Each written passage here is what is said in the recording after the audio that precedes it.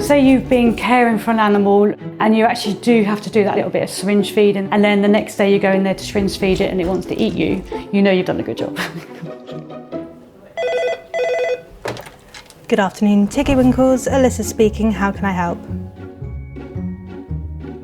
Welcome to Tiggywinkles, the world's busiest wildlife hospital. Meet Sharon Jacobs. She's a senior nurse here at Tiggywinkles.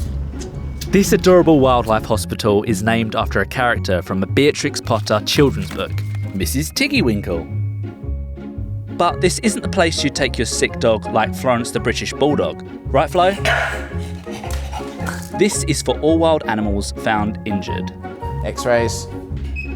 Taken. We deal with all British wildlife, as in foxes, badgers, deer, wood mice.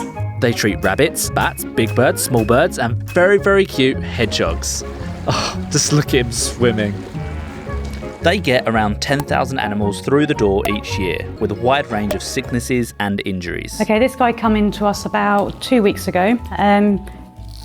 She fractured her tibia, so we've actually put a plaster of Paris on, which is a cast.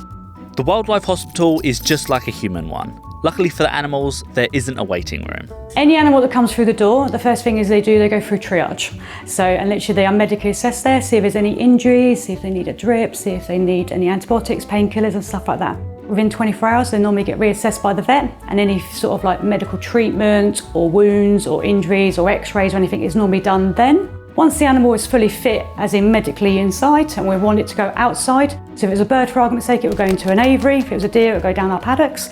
And again, once we're happy with them, then the aim is to get everything back to the wild. We don't keep anything because it looks cute and fluffy. It is quite nice when it comes to actually releasing the animal. And now and again, some of the deer will actually bolt off and then turn around and stare at you going, what's going on here? So it's quite nice. I think the aim of Tiggywinkles is obviously to save the animal's life, but also to educate people about how to treat them, how to get the animal back to the wild. If you do see an animal that's injured, to take it to a wildlife hospital. So it can get better, and then that way, this little fella can rest up with his cast.